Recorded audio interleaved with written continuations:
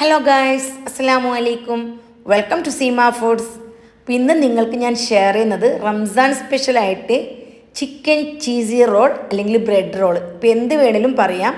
വളരെ ടേസ്റ്റിയാണ്. ഉണ്ടാക്കുന്നത് എങ്ങനെയും നോക്കാം. ഇതിന് വേണ്ടി ഞാനിവിടെ ഒരു 5 പീസ് ചിക്കൻ ഫ്രൈ ചെയ്യാൻ വേണ്ടിയിട്ട് വെച്ചിട്ടുണ്ട്. നിങ്ങൾ സാധാരണ എങ്ങനെയാണ് ചിക്കൻ ഫ്രൈ ചെയ്യുന്നത് ആ രീതിയിൽ ചെയ്താൽ മതി. ഇനി ചിക്കനെല്ലാം ഫ്രൈ ചെയ്തെടുത്തതിന് ശേഷം ചെറിയ ചെറിയ പീസാക്കിയിട്ട് കട്ട് ചെയ്തെടുക്കണം. പിന്നെ വലിയ സൈസിലുള്ള ഒരു ഉരുളക്കിഴങ്ങ് എടുത്തിട്ട് നല്ലപോലെ ഗ്രേറ്റ് ചെയ്തെടുത്തു. ഗ്രേറ്ററിലാണ് ഗ്രേറ്റ് ചെയ്തെടുത്തത്. ഇനി നന്നായിട്ട് കഴുകിയെടുക്കണം. ഒരു 5 മിനിറ്റ് വെള്ളത്തിൽ ഇട്ട് വെച്ചതിന് ശേഷം നന്നായിട്ട് കഴുകി പിഴിഞ്ഞ് എടുക്കണം. ഇനി ഇത് ബോളിലേക്ക് ഇട്ട് കൊടുക്കാം. പിന്നെ വേണ്ടത് സവാളയാണ്. 2 സവാള അരിഞ്ഞ് നമുക്ക് മസാല ഉണ്ടാക്കി എടുക്കാം. ഞാൻ ചിക്കൻ ഫ്രൈ ചെയ്ത ഓയിലാണ് ചേർത്തിട്ടുള്ളത്. ഇനി നന്നായിട്ട് നല്ല ലൈറ്റ് ഗോൾഡ് കളറാവുന്ന രീതിയിലൊന്ന് വഴറ്റിയെടുക്കണം. മസാല ഉണ്ടാക്കുന്ന സമയത്ത് എപ്പോഴായാലും നല്ലപോലെ സവാള വഴന്ന് വരണം. പിന്നെ ഇതിലേക്ക് 1 സ്പൂൺ ഇഞ്ചിയും 1 സ്പൂൺ വെളുത്തുള്ളിയും ചെറുതായിട്ട് അരിഞ്ഞത് ഞാൻ ഇട്ട് കൊടുത്തു. ഇനി പേസ്റ്റാണുള്ളതെങ്കിൽ അങ്ങനെയും ചേർത്ത് കൊടുക്കാം. ഇനി ഇതിൻ്റെ എല്ലാം പച്ചമണം മാറുന്ന രീതിയിൽ നല്ലപോലെ വഴറ്റിയെടുക്കണം. ഇനി ഇതിലേക്ക് മസാലകൾ ചേർത്ത് കൊടുക്കാം. ക്രഷ്ഡ് ചില്ലി 1/2 ടീസ്പൂണും 1/2 ടീസ്പൂൺ മുളക് പൊടിയും 1/2 ടീസ്പൂൺ ഗരം മസാല പൊടി, 1/4 ടീസ്പൂൺ മഞ്ഞൾപ്പൊടി, 1/2 ടീസ്പൂൺ പെപ്പർ ഇത്ര ഇട്ട് കൊടുത്തു. പിന്നെ ഇതിലേക്ക് 1/2 ടീസ്പൂൺ ഉപ്പും കൂടി ഞാൻ ചേർത്ത് കൊടുത്തിട്ടുണ്ട്. പൊടികൾ ചേർക്കുന്ന സമയം തീ ചെറുതാക്കി വെച്ച് കൊടുക്കണം, അല്ലെങ്കിൽ പെട്ടെന്ന് തന്നെ പൊടികൾ കരിഞ്ഞു പോകും.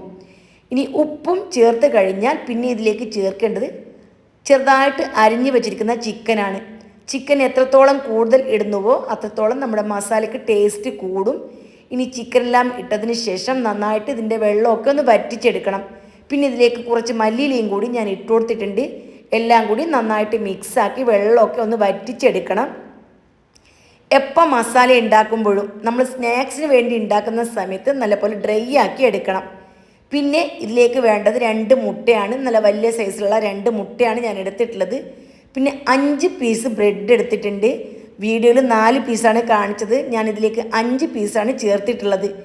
ഇനി മിക്സിയുടെ ഗ്രൈൻഡറിൽ ഇട്ടിട്ട് പൊടിച്ചിട്ടോ അല്ലെങ്കിൽ ചെറിയ ചെറിയ പീസാക്കി കട്ട് ചെയ്തോ ഇതിലേക്ക് ഇട്ട് കൊടുക്കാം. 2 മുട്ട ഇതിലേക്ക് പൊട്ടിച്ച് ഒഴിച്ചു കൊടുത്തു. പിന്നെ 1/2 ടീസ്പൂൺ ക്രഷ്ഡ് ചില്ലി, 1/2 ടീസ്പൂൺ ഉപ്പ്, 1/2 ടീസ്പൂൺ മുളക് പൊടി, പിന്നെ അല്പം മല്ലിയില ഇത്രയും കൂടി ഇട്ട് നന്നായിട്ടൊന്ന് മിക്സാക്കി എടുക്കണം. കൈ കൊണ്ട് തന്നെ തിരുമ്മി നന്നായിട്ട് യോജിപ്പിച്ചെടുക്കുക. ഇവിടെ എല്ലാം നന്നായിട്ട് മിക്സാക്കി എടുത്തിട്ടുണ്ട്. പിന്നെ ഞാൻ ചേർത്ത് കൊടുക്കുന്നത് കോൺഫ്ലോർ ആണ്. 2 ടേബിൾ സ്പൂൺ കോൺഫ്ലോർ ഇപ്പോൾ ഞാനിതിലേക്ക് ഇട്ട് കൊടുത്ത് നന്നായിട്ട് മിക്സാക്കി എടുത്തു. മിക്സാക്കിയതിന് ശേഷം ആവശ്യമാണെങ്കിൽ ഇട്ട് കൊടുത്താൽ മതി. എല്ലാം നന്നായിട്ട് മിക്സായി കഴിഞ്ഞ സമയത്തേക്ക് അല്പം കൂടി ലൂസായിട്ട് തോന്നുന്നുണ്ട്. ഇനി ഈ സമയം ഞാൻ വീണ്ടും 1 ടേബിൾ സ്പൂൺ കോൺഫ്ലോറും കൂടി ചേർത്ത് കൊടുത്തു. ടോട്ടൽ 3 ടേബിൾ സ്പൂൺ കോൺഫ്ലോർ ലെവലാക്കിയിട്ട് ഞാൻ ഇട്ട് കൊടുത്തു. നിറയെ ഞാൻ എടുത്തിട്ടില്ല, ലെവലാണ് എടുത്തിട്ടുള്ളത്. എല്ലാം കൂടി നന്നായിട്ട് മിക്സാക്കിയതിന് ശേഷം നമുക്കിത് പരത്തിയെടുക്കണം. അപ്പോൾ പരത്തിയെടുക്കാൻ വേണ്ടി ഞാനിവിടെ ഒരു പ്ലാസ്റ്റിക്കിൻ്റെ കവറാണ് എടുത്തിട്ടുള്ളത്. ഇനി നമുക്ക് പ്ലാസ്റ്റിക് കവറിലേക്ക് അല്പം ഓയിൽ തടവിയതിന് ശേഷം ഈ മസാല വെച്ച് കൊടുക്കാം. അപ്പോൾ പ്ലാസ്റ്റിക് കവറിലേക്ക് ഓയിൽ തേച്ച് കൊടുക്കുന്ന കാര്യം മറക്കരുത്. ഇനി ഈ മാവ് 1/3 ഭാഗം, ഞാനിപ്പോൾ ഉണ്ടാക്കിയ മാവിൽ നിന്നും 1/3 ഭാഗം ഇതിലേക്ക് വെച്ചിട്ട് നല്ലപോലെ ഷെയ്പ്പാക്കി എടുക്കുന്നുണ്ട്. അതായത് ഒരു സ്ക്വയർ ആയിട്ടാണ് ഞാനിപ്പോൾ ഇവിടെ ഷെയ്പ്പാക്കി എടുത്തിട്ടുള്ളത്. ഈ മസാലയിൽ 3 റോളാണ് ഉണ്ടാക്കാൻ പറ്റുന്നത്. ഇനി ചെറിയ റോളാണെങ്കിൽ 4 ഉണ്ടാക്കാൻ പറ്റും. ഇപ്പം ഞാൻ 3 ഉണ്ടാക്കുന്നത്. 1/3 ഭാഗമാണ് പരത്തിയിട്ടുള്ളത്. ഇനി മിഡിൽ ഭാഗത്തേക്ക് 1 സ്പൂൺ മസാല വെച്ചിട്ട് വീഡിയോയിൽ കാണുന്ന രീതിയിൽ മടക്കിയെടുക്കുക. ഇനി സൈഡെല്ലാം നന്നായിട്ട് ഒട്ടിച്ചെടുക്കണം.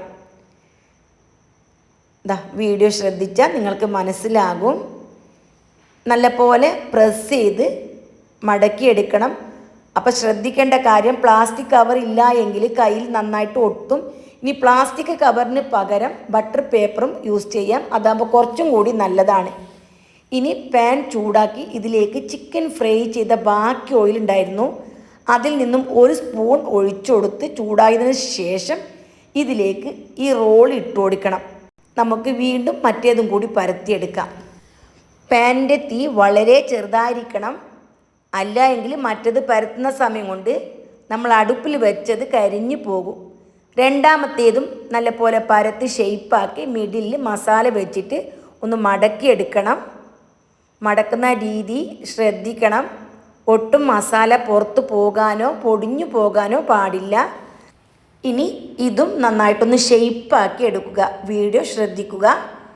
നമുക്ക് പാനിലോട്ട് ഇതും ഇട്ടുകൊടുത്തതിന് ശേഷം മൂടി വെച്ച് വേവിച്ചെടുക്കണം. വളരെ ചെറിയ തീയിൽ ഒരു 4 മിനിറ്റ് കുക്ക് ചെയ്യണം. ഇനി നമുക്ക് തിരിച്ചിട്ട് കൊടുക്കാം.